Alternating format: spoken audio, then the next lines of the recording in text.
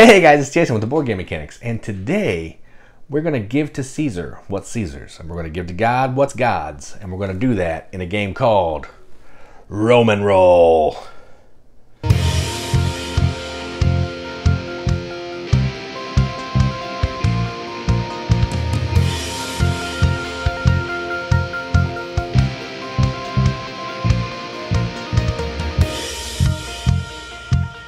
Roman Roll is a game from PSC Games, and it plays from 1 to 4 players.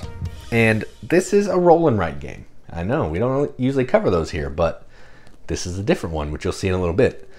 So this is a roll and write where you're trying to build up the city of Rome, conquer some, territories on the outskirts of Rome, bribe some advisors, make some money, make some favor, make some glory. Overall, just be the best Roman that you can be. So, we're going to do that by using these awesome chunky dice with some really cool, symbology that goes with the game. And yeah, that's essentially it. That was a terrible job explaining it. So let's just go down to the table and we'll check it out. All right, so here's a game of Roman Roll, all set up for 2 players. To set up in a 2-player game, you're going to make sure you have the 2-player side of the board face up, which I do here. You're going to give each player a player board, which is kind of give them a special ability. So in this case, I have Legatus, which is going to give me a head up in military. This player basically has the Mercator, which they're going to start with some more goods. Give a dry erase marker, 2 meeples, which one's a foreman, one's an overseer. This is your foreman, that's your overseer. Your overseer is going to start in Forum Romanum. And the second player is going to start with their foreman on the shrine. You're going to have the assortment of buildings out. There's 8, but based on the, well, I guess it's always the same. So there's 1 leisure, 1 religious, 2 army, 2 urban, 2 manufacturing. You're going to have a random 3 god cards, and then based on the number of players, you're going to have a certain amount of Nero cards, which are in-game points. Now, let's talk about this game. This is a roll and write, but it's a beast. It has really cool custom dice. They're real fat. It has lots of stuff going on. So I'm going to kind of talk you through it, then I'm going to play around, and then we're going to talk about what we think about it, because this is a beast, and I'm probably not going to be able to show you everything that this game gives you. So let's just go ahead and dive in. So if you look at your player board, let me slide this up so you can make sure you see it all. If you look at your player board, you're going to have an action section. This shows you everything you're able to do with a die. Certain actions need certain faces to be on a die. So you can see on this die right here, it has a hammer. So any of the actions that have a hammer, I can use this die to do that action, or anything that doesn't need a certain symbol, this die can do that as well. Then you're also going to have a place to track coins, glory. I'm not sure what these actually stand for. Coins, legacy, glory, buildings, military, and senators. And then an in-game scoring here. Each player is also going to have 3 different advisors that they can bribe throughout the game.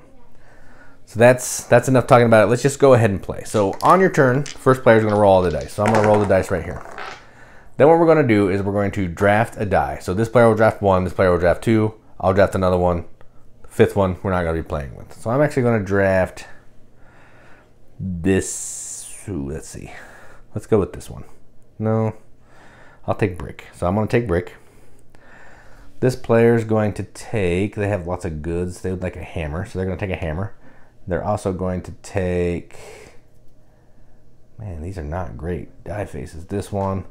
And I think I'm going to take this one, and then this one, I'm not using it, so it's out. All right. So now on your turn, you're going to take one of these dice. You're going to, for a free action, you can either bribe an advisor with a fish or a ring, which is not yet in your warehouse, or you can store goods into your warehouse. So I'm going to store goods in my warehouse. So I'm going to put these 3 brick. I'm going to use this die right here. I want to put 3 brick in my warehouse. So bricks are B. So you're just going to write B's here. It's hard to see. I'm sorry, but that's what it is. So now I can take an action. I don't have a symbol to do an action. So what I can do is I can do a conquer, I can do a tax, or I can do a trade. So what I'm going to do is, because I have 4 bricks, I'm going to trade. So to do a trade, I spend 3 matching resources. So cross them off. Then I get 3 coins. So I cross this, this, and this off. Now I have 3 coins. All right, and that was my turn number 1, and then this die goes away. This player, same thing. They're going to kind of pick a die and see what they want to do. All right, so this player's going to use this die. What they're going to do is they're going to put these 2 stone into their warehouse. Then they have a hammer. So hammer is going to let them construct. So we'll look at this board because it might be easier to see, I don't know. So to construct, you can construct any of these buildings as long as the overseer is not on it with the hammer, or the foreman's not on it with a hammer, but it has to be adjacent to somewhere around Rome. A couple of other rules: you can't go build in multiple colors of these hills, so each colored region is a hill. You can straddle one color and white, that's fine, and you can't build on top of the wall. So that's a couple rules for building, and you can never build into Rome. So like I couldn't put anything into Rome right there. So I'm gonna go ahead and build. I have a pile of goods. I think I want to build some military stuff because military is good. So I'm going to do a training ground. So let's go ahead and do a training ground. So I'm going to build the training ground. Color, oh, that's orange. I need to use the orange marker. Whoops. Orange. So this is an S. This is an S. I'm going to build a training ground. It's going to cost 2 wood and a brick. So I'll cross off 2 wood and a brick. I'll send this guy over here. Then I'm going to build a square because the shape of this training ground is a square. So I'm going to put it right, I'm actually going to go right here. So I'm going to put it on the board here in a square. Then I'm going to write TG for training ground, and I'm going to put this guy in that box. Then I'm going to mark off that I built a building. So I built a building. If I built adjacent to an opponent's building, I would get to also cross off a senator, but that's the first building. And if I build adjacent to any other building, those buildings would get to produce, which is the little gear there. Now, if I build a building that had a lightning bolt, I would get that thing, but it doesn't have a lightning bolt, so I don't get that thing. But this one's going to be worth 1 point at the end of the game per adjacent army building, except for training grounds, except other training grounds. So for all these camps that I can get around it, it's going to be worth a point. So that was my turn. I took the 2 stone and I built. So that's it. So now we're going back to this player. I have a ring. All right, so let's go ahead and show you how you can bribe an advisor. So you can bribe an advisor with a jewelry, which is a ring, or a fish. So I'm going to go ahead and do that, and then I'll explain why you would do that. So I'm going to use this jewelry, and I'm going to just go ahead and bribe this guy. Now, what you're trying to do by bribing these officials is you're going to be unlocking special abilities. So if I get 2 briberies, I'll get this special ability. If I do 4, I'll get both of these when they apply. If I can do 5, I'll get 4 points. It's possible to unlock them all if that's kind of what you focus on. That's, you know, nothing to sneeze at. That's 13 points. Not bad. So you're just kind of using these resources instead of putting them in your warehouse to bribe the advisors to try to get some special abilities. So that's how that works. That's what I did with that. Now I have an action I can take. I can do a legion action, or I can do an architect, which is kind of like a builder, but you can build where someone is, or if there's no one there, you get a 1 good discount. I don't want to build because I already showed you that, so let's show you legionnaire. Raise legions. So I'm going to use this icon right there. I'm going to raise legions. So I can activate up to 3 different military buildings. On the board, there's only 1 military building. So the only one I can activate is that one time. So I'm going to activate it. So what that's going to do for me is it's going to let me use the legion build ability. So that's going to give me, if I use this building, it's going to give me 1 military. So I'm going to take another military and I'm going to cross it off. So now I have 2 military that I can use to conquer. And because this is someone else's building, they're going to get a coin. So I'm going to come over here and I'm going to give them a coin because I used their building. And that was my entire turn. So I used my good to bribe an advisor, and then I took a legion action and got some military. Now they're going to use their last die, which is this guy. So it's the same thing, same die that I just used. So they're going to use the jewelry. They don't actually care about bribing their advisor, so they're going to use the jewelry to put in their warehouse. You can put J for jewelry, R for ring, whatever you want. And I think they're going to raise legions as well because they don't want to fall too far behind on military. So they're going to use their own building. So I don't get a coin because it's their building. So they're going to get 1 legion. Or 1 military right there. All right. So that was that round. Now at the end of the round, what happens is pretty easy. First player goes over to the next player in clockwise order. So in this case, it's that player. Then you're going to take all the dice and you're going to re-roll them. So I'm going to re-roll them. We'll do another draft, and then I'm going to basically tell you how the game ends and all that stuff. So this player, I'll take this one. I'll take this one. This one. I want this one, and this one's out. Okay, so these are the dice that were drafted. So the game's going to keep going as we did in that last round. But the in-game trigger is when all of these Nero cards are out. So you can look at these cards. They're worth a certain amount of points. So it goes down at 7, 4, and 2 in a 2-player game. How do you get these cards, you might ask? Well, if you look on these boards down here, in coins, there's a blue section. Let me slide this up. You can see it even better. There's a blue section right here. In building, there's a blue section here. Then here and here. If you can get any of these tracks to that mark, you can take a top card of the Nero deck. It's a race to get to there. There's only 3, and each player has 4 on their board. So you're trying to race the opponents to get those cards, because if they get to that blue and there's no cards, then they don't get the bonus. The game ends after all the cards are taken. You're going to play one more round, and then you're going to add up scoring. So if you look right here, the scoring is pretty straightforward. You're going to get points for wherever you are on the scoring track. So if this was the end of the game, say I was right here, I'll get 9 points. So I just put a 9 there. Same thing with buildings. I built 1 and 0 buildings, which would be terrible. Let's say I did 4 of these, and I conquered 2 territories, so that'll give me 2 points here. Then you're going to look at your advisors. If you got any of these points, you would add that together. So say I got all these, that'll be 13 points. Score your buildings for points that they give you in adjacency. Any Nero cards, if I had this card, I would get 7 points, so on and so forth. And then you're going to add your points, and that's your total. Whoever has the most points is the winner. If there's a tie, it's whoever has the most military. If there's still a tie, it's a shared victory. Now there's one thing, lots of things I didn't tell you about, because this is a beast of a game. So I showed you building, I showed you raising legions, I didn't show you conquering. So you can see on the boards down here that there's some little territories that you can conquer. You're going to use military to conquer the regions if the strength is equal to or greater. So in this case, I have 2 military. I could have come over here on an action. Any die face can do a conquer. So I could just spend a die, come over here, cash that in. It had one of these little things, so I would have marked off one of those right there.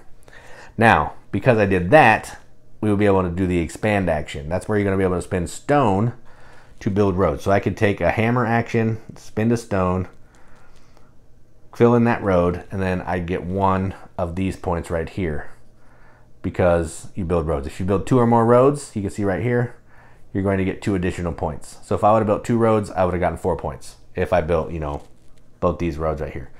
You can't build roads unless the territory has been conquered. So we couldn't just go down here and arbitrarily build this road because there's no territories here until they get back to Rome. And once your conquered territory is linked back to Rome, so say these 2 were conquered and I built a road here, this one is now connected to Rome, and it would produce that fish good. That's terrible, you can't see that. It would produce this fish for the person whose territory was just taken back. 2 other actions. There's a tax. Any road, you can just use any die. Doesn't have to be a certain action. Any of your territories that's connected, you could tax the region and get a resource. So in this case, I'd have 3 that are connected. I would get 3 fish. If I use this icon, I don't know if you can see it that well, but it's a little hand with like a coin on top of it. If I use a die that had that icon, I could tax every territory that I had roads. So say I also had this. I could tax 3 here for 3 fish, and then this guy for 1 wood. But normally, if without that icon, you're only going to be able to tax 1 region. And I showed you trade. That's where you're trading 3 for 1. I raised legions. I showed you conquer, expand. Architect's the same thing as constructing, except you can construct where this person's foreman is, or you can construct somewhere else that has a $1 discount at a good discount. That's essentially it. When you build a shrine, one other thing, you might have seen these cards up here. When you build a shrine, you're allowed to take one of these god cards. They kind of look like this. They're going to basically give you a special ability that you can use once on your turn, and then it's going to go back up to the top for someone else to use when they build a shrine. So there's 3 of these that randomly come out, and you're going to get shrines based on which hill you build on and all that stuff. So there's god cards when you build a shrine because you're going to be worshiping the gods. That's essentially it. There's a whole lot more going on that I'm not going to get into because this is a beast of a game. We played a 4-player game, and it was like 3 hours. It's a beast. So that's the gist of how it plays. Let's just go up to the top, and I'll tell you about it. All right, well, that was Roman Roll. First off, I want to say this game is a roll and write, but it should have been a board game. So this is the most complicated roll and write I have ever played. I don't know how well it came across in the playthrough, but there's just so much stuff going on. I mean, look at this board. This board is a beast. It's got all these actions you can take. Tracks, I love tracks. Senators, not quite a noble, but it'll work. Military that you're using to conquer, a scorecard, some advisors that you're trying to bribe to open up all these powers, 6 special powers that you can have, and a special player power that you start out the game different than everybody else. So much going on. Then, if that wasn't enough, you have this board that you're trying to conquer. So more Tetris shapes that you're trying to get out here to score some points, conquer some territories. And if that's not enough, there's dice drafting. You're trying to use these dice in the most efficient way you can by getting goods, using actions. So much going on. So much going on. Normally in a normal roll and write, you would probably just have a board like this, trying to put shapes down. But not this one. You have shapes, you have tracks, you have those little side territories that you're trying to conquer. You're trying to earn favor of the gods so you can have special abilities later. You're trying to look at these buildings. You're trying to build these buildings so you can score points based on what it's next to or where it's on the board. So much stuff going on. So it says on the box that this is a 90-minute game. Maybe if you're playing 2 players. We played a 4-player game and it was about 3 hours. So a normal roll and write like On Tour, King Domino Duel, Welcome to, you can bang one of those out in like 30 minutes. Don't think you're going to be banging this out in 30 minutes. It's going to take you probably 20 minutes to explain what all the actions do, how the game works, how to bribe advisors, why you want to use your tracks, how the buildings works. It's going to take a long time to explain all that. So by the time you get done explaining, you could have had Welcome to most other roll and writes done. But now that that's out of the way, let me talk about this game. So yes, it should have probably been a board game. But this is still really fun. I had a good time playing this. Yes, it's deep. Yes, it has a lot of rules. Yes, it can get fiddly. Yes, that central board can get hard to read because it's hard to see the brown from the orange marker. And then when you got people laying out the overseer out there on top of stuff, it's just hard to keep track of what all buildings are out there. Yes, all that is true. But man, there's so much depth here. There's so many things you can do on your turn. Each of these dice can do a possible 6 actions plus give you goods. There's just so much stuff that you can do with this game, and that is awesome. This feels kind of like I don't know, like we love the Italians here, so it feels kind of like an Italian's design. David Turczi from Anachrony, he did design this with, who's the other guy? Nick Shaw. I don't know what Nick Shaw's done. I apologize, Nick. But David Turczi was a co-designer on this, and you can kind of feel it. Anachrony's a beast. Some of his other games are beasts, so it makes sense that this roll and write that he did would be a beast. I like it. I don't know how often I'll be able to get it out because, 1, I probably want to just play a board game that's heavy and deep, and 2, I don't know how many people are going to want to get into a roll and write that has this many rules, this fiddly, this much stuff going on your player board. I'm not sure about all that. So while I like it, I don't know if it's something that I'm going to actually be able to hang on to because it's probably not going to get played a ton just because of the type of game that it is. If it was a heavy game, even then, like these, Gallerist Lisboa, I don't get those out a ton. So this is no exception. If I'm going to spend 3 hours on a game, I'm probably going to grab one of these and not this. So yeah, it's a good game. I enjoyed it. I would gladly play it if somebody wanted to play it, but it's probably not going to be one that I'm going to bring out more and more and more and more, which kind of sad because it was fun and I enjoyed it. So that was Roman Roll from PSC Games. I'm Jason with the Board Game Mechanics, and as always, keep gaming.